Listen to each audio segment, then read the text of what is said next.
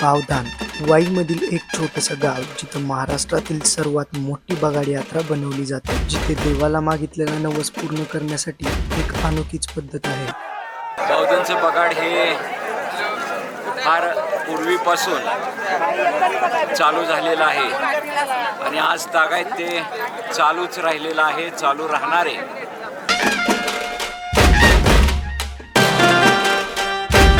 होळी पौर्णिमेला बगाड्या कोण याच्याकरता भैरवनाथाच्या मंदिरामध्ये होळी पौर्णिमे दिवशी 12:30च्या दरम्यान कौल लावला जातो.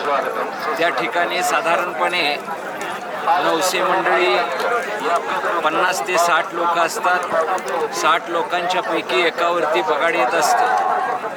हे 60-900 ज्यांचा नवस पूर्ण झाला आहे तीच मंडळी त्या ठिकाणी येत असतात. यावर्षी अजित बळवंत नानावरे यांच्यावरती बगाड आलेलं आहे.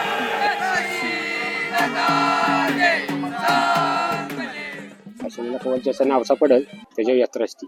त्यांनी 5 दिवस देवळात राहायचं, नदीला पाणी घालायचं, गावातल्या सगळ्या देवळाला देवळातच झोपायचं. मग हे सकाळी बगाडा किती वाजता सुरू होतो? 5:05ला येतो गावात बावधनमधून सोनेश्वरी 5 किलोमीटर येतं. तिथून त्याच्या अंघोळ नदी पूजन होतं. मग त्याला टांगते. बरं. दिवसभर बगाड्या काय खातो वगैरे? काय नाही पाल्या लिंबाचा पाला. बगाड्या फक्त लिंबाचा पाला? लिंबाचाच पाला. पाणी बिनी काय. बगाडाला 12 बैल जुंपली जातात. 12 बैल जुंपण्याच्या पाठीमागचा उदात्त हेतू हा असतो की ते बगाड हे अतिशय वावरातनं कठीण परिस्थितीमध्ये निघत असतं. त्यामुळं 12 बैल त्या बगाड ओढण्यासाठी लागतातच. 12 बैलांचा कस त्या ठिकाणी निघत असतो. या 12 बैलामध्ये दुर्वीची बैल खऱ्या अर्थानं फार मोठी महत्त्वाची असतात.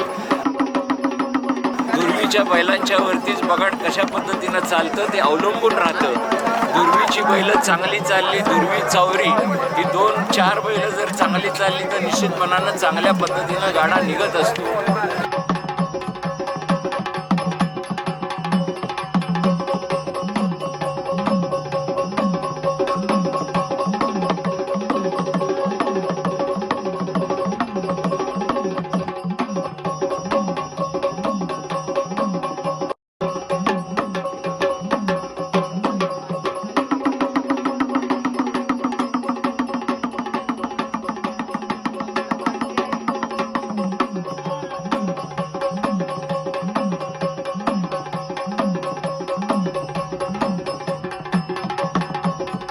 सकाळी 10:30ला निघणारं बगाड 1 ते 1:30च्या सुमारात निघालं. जर तुम्ही बगाड बघायला जाताय तर चालत्या बगाड्यापासून जरा लांबच राहा.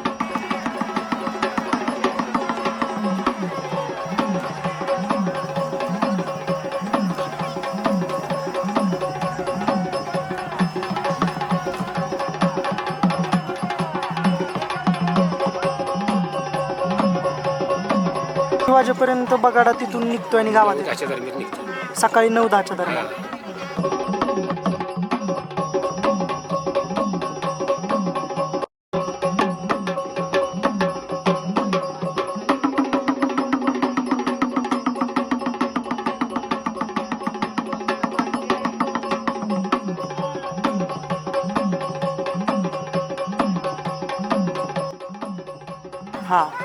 संध्याकाळी नाही लवकर आलं तर 6, 5, 6, 8, 9 वाजता. 8-9 वाजता.